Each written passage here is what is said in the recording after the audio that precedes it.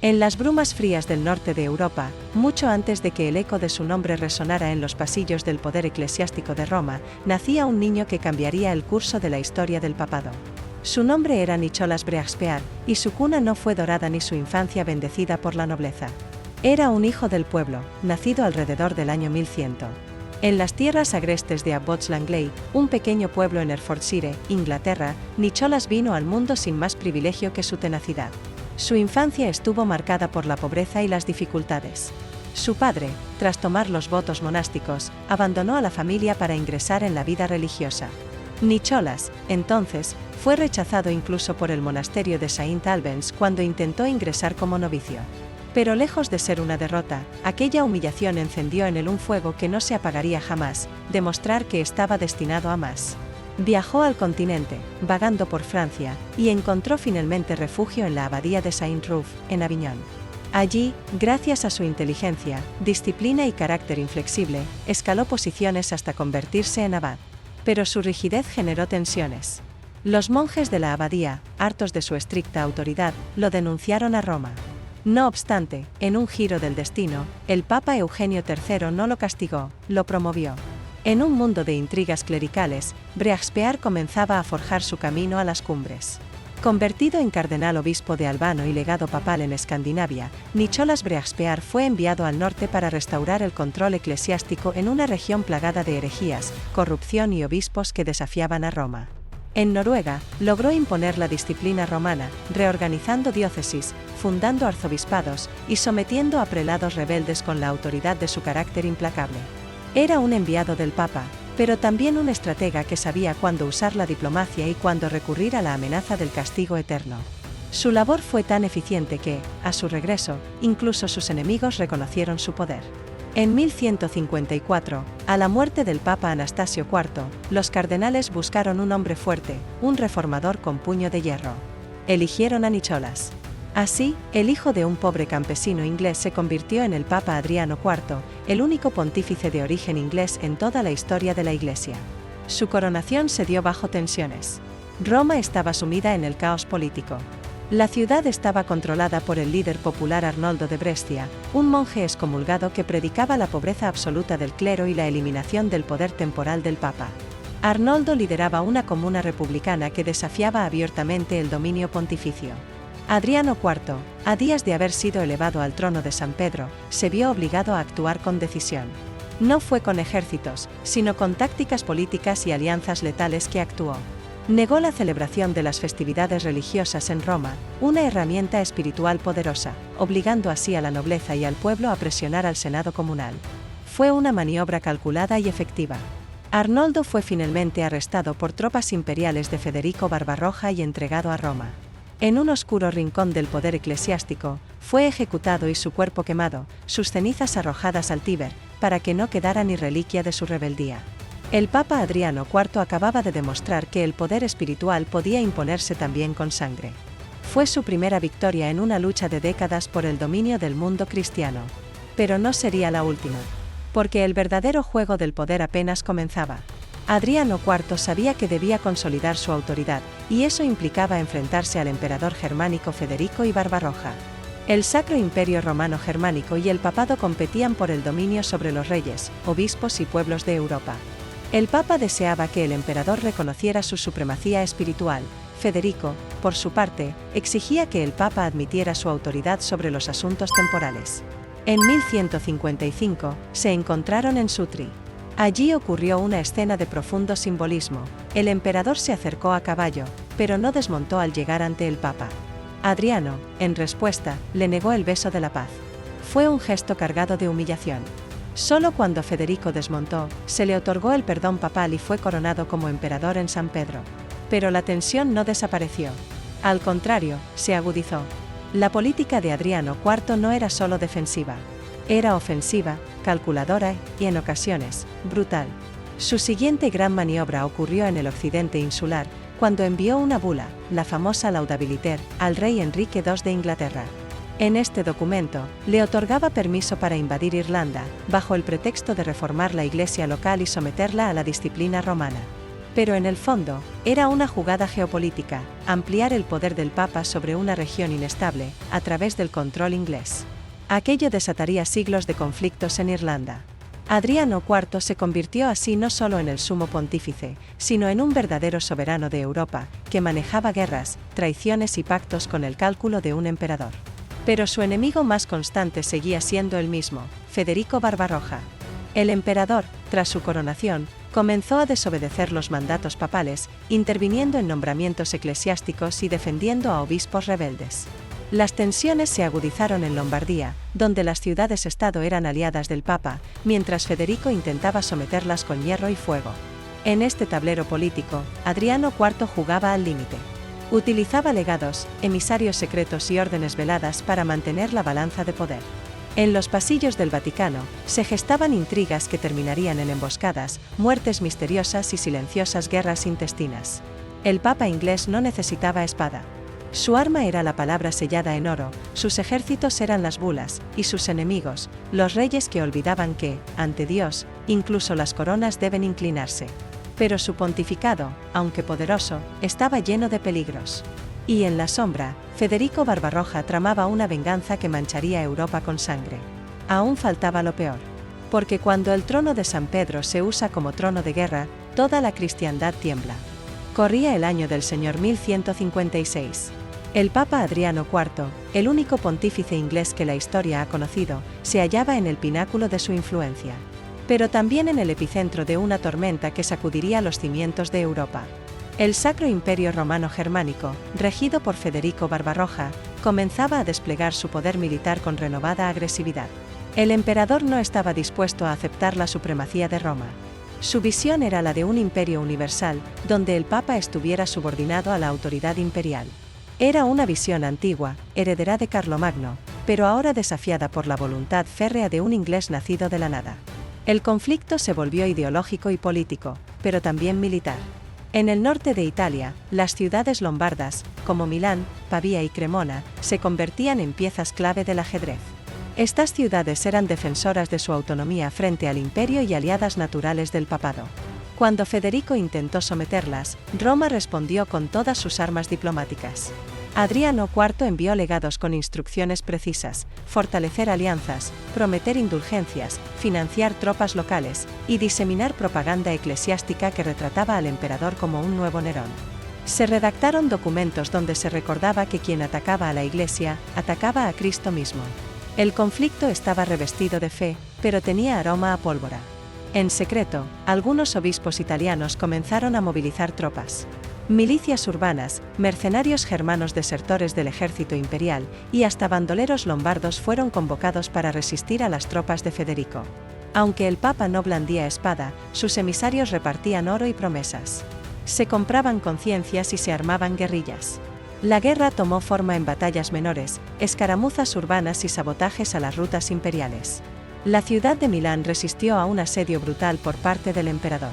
Los cronistas narran que los sacerdotes bendecían las catapultas, y que los monjes defendían los muros con cruces en una mano y antorchas en la otra. Adriano IV no intervenía directamente, pero su mano estaba detrás de cada movimiento. La batalla de poder se convirtió en una lucha por la hegemonía moral. ¿Quién representaba a Dios en la tierra? ¿El Papa, ungido con el báculo de Pedro, o el emperador, coronado con la espada de Roma? En medio de este caos, Adriano lanzó una de sus jugadas más audaces. Buscó separar al emperador de sus aliados alemanes. Para ello, envió cartas secretas a los príncipes y arzobispos germánicos, prometiendo beneficios espirituales y autonomía eclesiástica a cambio de debilitar a Federico. Fue un intento de dividir al imperio desde dentro. La tensión escaló cuando, en un gesto de osadía absoluta, el Papa declaró que el imperio existía solo por concesión del poder espiritual. Dijo, en palabras inmortalizadas por los escribas vaticanos, que el Papa era el sol, y el emperador apenas la luna que recibe su luz. Federico respondió con furia, quemó públicamente las bulas papales en Milán y juró aplastar al papado si era necesario. Mientras tanto, en Roma, la situación se tornaba cada vez más peligrosa. Las familias nobles, muchas de ellas enemigas tradicionales del poder pontificio, se aliaban en secreto con el emperador. En las callejuelas romanas, comenzaron a circular rumores de un complot para asesinar al Papa. Adriano IV, desconfiado, comenzó a utilizar una red de espías reclutados entre clérigos y monjes. Su círculo se redujo a unos pocos hombres de confianza. No dormía 2 noches seguidas en la misma residencia papal. El Vaticano, por dentro, se convirtió en una fortaleza silenciosa, corredores sellados, puertas reforzadas, túneles subterráneos. El Papa gobernaba desde la sombra, como un general rodeado de enemigos. Fue entonces cuando ocurrió un crimen que estremeció a toda Roma. Uno de sus principales legados, el cardenal Rolando, apareció muerto en un callejón, con signos de estrangulamiento. Los rumores no tardaron en apuntar a agentes imperiales infiltrados. El Papa, enfurecido, excomulgó a varios nobles romanos, provocando una revuelta urbana que dejó decenas de muertos. Las campanas de las iglesias no tocaron por los caídos. El mensaje era claro: quien desafiara al Papa, moriría sin consuelo divino. En medio de estas luchas sangrientas, Adriano también tuvo que lidiar con problemas internos. Algunos cardenales querían pactar con Federico. Otros, temiendo una guerra abierta, presionaban al Papa para que cediera. Pero él no cedió. Reunió al colegio cardenalicio y proclamó, sin titubeos, que la tiara jamás se inclinaría ante la corona. En el año 1159, Federico Barbarroja reunió una asamblea de obispos alemanes en Besançon. Allí, su canciller entregó una carta del Papa en la que se usaba la palabra beneficium, término ambiguo que podía interpretarse como don o feudo. El emperador y sus seguidores estallaron en cólera. ¿Pretendía el Papa decir que el imperio era un feudo del papado? Federico acusó al Papa de humillar al imperio. Las relaciones se rompieron por completo. Los obispos papales fueron expulsados, y en los rincones oscuros de la corte imperial se comenzó a hablar, con tono casi profético, de la necesidad de elegir un antipapa. Mientras tanto, en el sur de Italia, los normandos, aliados tradicionales de la Santa Sede, comenzaban a inquietarse. El Papa necesitaba asegurarse su lealtad. Envió alegados cargados de reliquias sagradas y promesas de indulgencias para mantenerlos firmes. Pero incluso en esas tierras, las espadas estaban a punto de desenvainarse. Adriano IV sabía que estaba rodeado, pero no retrocedía. Su convicción era absoluta: ningún rey, ningún emperador, ningún ejército podía suplantar la autoridad espiritual del trono de Pedro. No mientras él respirara. Pero el tiempo, inexorable, comenzaba a cerrarse sobre él. La tensión era insoportable. Y lo peor, lo que marcaría su final, aún no había sucedido. Porque en la historia del papado, pocas veces la política, la guerra y el asesinato han danzado tan cerca del altar. El año del Señor 1160 amaneció con un cielo gris sobre Roma, y con la sensación de que el poder del Papa Adriano IV comenzaba a enfrentarse no solo a enemigos externos, sino a un enemigo más temible: la descomposición interna de la cristiandad. Mientras Federico Barbarroja preparaba nuevos movimientos en el norte, Roma ardía en un conflicto más sutil pero no menos devastador. En las aulas universitarias, en las plazas públicas, y especialmente en los púlpitos, comenzaba a resonar un nombre que desafiaría a la Iglesia como nunca antes: Arnoldo de Brescia. Arnoldo no era un simple hereje. Era un clérigo culto, un orador encendido, un asceta radical que predicaba la necesidad de una Iglesia pobre, despojada de tierras y coronas. Su mensaje inflamaba a la plebe y desconcertaba a los nobles. Rechazaba los sacramentos impartidos por clérigos corruptos y exigía que el Papa devolviera los bienes a los pobres. Llamaba a la creación de una república romana sin pontífice, sin tronos, sin tiaras. Adriano IV lo consideraba el anticristo del siglo. Para él, Arnoldo no era un filósofo, sino un revolucionario que sembraba cizaña en el corazón del rebaño. Cuando Roma, influenciada por las ideas del hereje, se negó a recibir al Papa en su ingreso triunfal tras un viaje a Benevento, Adriano reaccionó con una medida extrema: impuso el entredicho sobre la ciudad. Era la primera vez que un papa castigaba a Roma misma con la suspensión de todos los sacramentos. Las iglesias cerraron sus puertas. No hubo misas, ni bautismos, ni bodas, ni funerales. Era como si el cielo se hubiese clausurado. El mensaje era claro: sin el Papa, no hay salvación. La presión surtió efecto. Las familias nobles, temerosas del caos, entregaron a Arnoldo. Fue arrestado, sometido a juicio por herejía, y condenado. Pero su ejecución no fue rápida ni limpia. Según los cronistas, fue estrangulado en secreto por soldados papales y luego su cuerpo fue quemado en las afueras de Roma. Sus cenizas fueron arrojadas al río Tíber, no por desprecio, sino para que nadie pudiera recolectarlas como reliquias. Con Arnoldo muerto, el Papa creyó haber sellado una amenaza.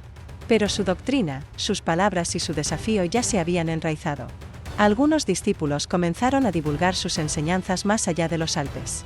Y en secreto, los escritos de Arnoldo circulaban entre monasterios reformistas y estudiantes rebeldes. Mientras tanto, en el plano geopolítico, el Papa intensificaba su alianza con los normandos del sur de Italia, cuya fidelidad era pagada con concesiones de tierras y títulos eclesiásticos. El Papa los necesitaba como escudo contra Federico Barbarroja, que en esos años fortalecía su control sobre las regiones del norte. No había paz, solo treguas disfrazadas de diplomacia.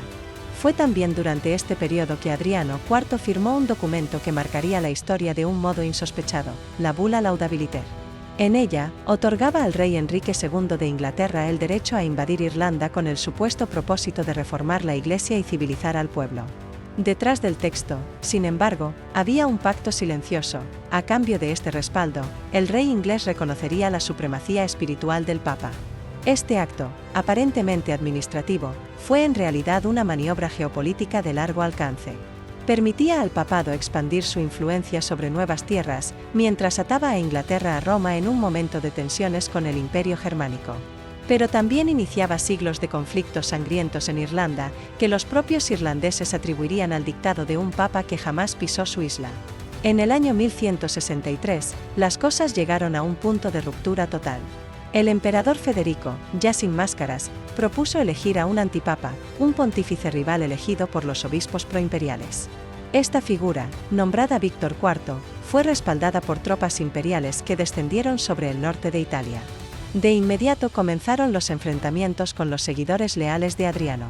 Mientras tanto, el verdadero papa se vio obligado a reforzar su control. En Roma, reorganizó la Guardia Suiza y contrató mercenarios eslavos para vigilar los accesos al Vaticano. Incluso contrató a un grupo de sarracenos conversos como espías, hábiles en la vigilancia de nobles traicioneros. La tensión se respiraba en los muros de piedra. Durante una misa en San Pedro, hubo un intento de envenenamiento que falló solo por la desconfianza del Papa, quien ordenó que otro sacerdote probara el vino antes de consumirlo. El sacerdote murió en cuestión de horas. Pero el golpe más brutal no vino de espías ni de ejércitos. Vino de un lugar impensado, una caña de beber. Durante un día caluroso de 1159, mientras viajaba fuera de Roma, Adriano IV detuvo su comitiva en una aldea del Lacio. Un campesino le ofreció una caña para beber agua del manantial. La caña se deslizó por su garganta y se atascó. Se desconoce si fue un accidente, un defecto físico o un crimen disfrazado. Algunos cronistas de la época hablan de una espina insertada en la caña por orden de un noble romano aliado con el antipapa. Otros creen que simplemente se ahogó. Lo cierto es que el papa comenzó a asfixiarse. Durante días agonizó. Su voz se volvió apenas un susurro, y su respiración era un quejido. Ni el oro del Vaticano ni las oraciones de los monjes pudieron salvarlo. Murió sin poder articular sus últimas palabras. Y con él, moría también una época. El Papa Adriano IV fue enterrado en la Basílica de San Pedro, en una tumba que aún hoy guarda silencio. No hubo grandes ceremonias. No hubo santos proclamados. Solo el eco de un reinado que fue espada, cruz y sombra. Pero su legado, cargado de decisiones fatales, de alianzas ambiciosas y de enemigos incansables, apenas comenzaba a ser juzgado por la historia. El cuerpo del Papa Adriano IV fue enterrado sin pompas grandiosas, en la penumbra de una Roma exhausta por el entredicho y las intrigas. La Basílica de San Pedro recibió su féretro como quien recibe una carga pesada más que una reliquia sagrada. El único pontífice inglés de la historia se despidió del mundo como había vivido, en medio del conflicto. Pero su muerte no trajo paz. Por el contrario, desató un torbellino político que amenazó con resquebrajar el poder papal durante décadas. El trono de San Pedro quedó vacío, y como buitres sobre un cadáver, cardenales, nobles, emperadores y hasta reyes extranjeros se disputaron su sucesión. El emperador Federico Barbarroja vio la oportunidad perfecta para consolidar su control en Italia. Con el apoyo de parte del clero germánico, reafirmó su respaldo al antipapa Víctor IV. Este movimiento buscaba erosionar la autoridad moral del papado y someterlo, por fin, al poder imperial. Adriano IV ya no estaba para oponerse. En Roma, sin embargo, los fieles a Adriano y a su visión intransigente del poder espiritual se movilizaron rápidamente. Uno de sus discípulos, Rolando Bandinelli, cardenal y jurista formado en Bolonia, fue elegido como el nuevo papa bajo el nombre de Alejandro III. Era un hombre astuto, con una lengua afilada y un cerebro legalista que no titubeaba ante el conflicto. El nuevo pontífice no tardó en denunciar como ilegítimo a Víctor IV. Comenzaba así un cisma de más de 2 décadas, con hasta 4 antipapas proclamados por el Sacro Imperio en respuesta al papado reformista. Todo esto era parte del legado de Adriano IV, quien, al imponer su autoridad con puño de hierro, había convertido la tiara papal en una corona de espinas. Las batallas ya no eran solo teológicas.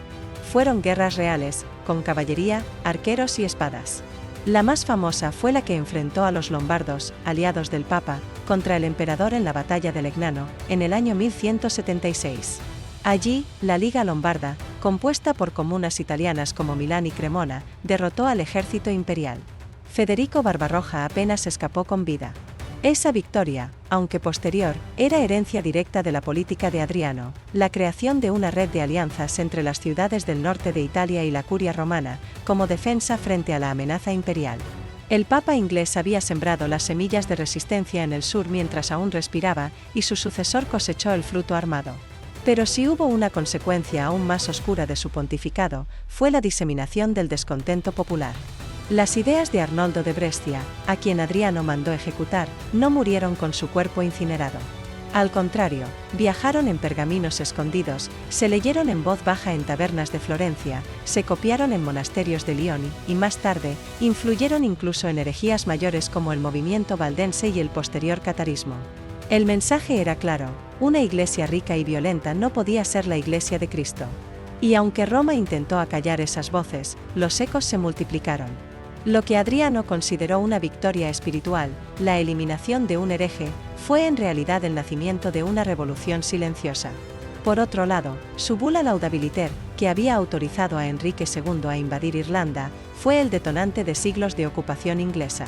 Los clanes irlandeses vieron con horror cómo se imponía no solo el dominio extranjero, sino una versión más autoritaria del cristianismo, promovida por los intereses de Roma. La figura del Papa se convirtió, en los anales irlandeses, en símbolo de traición.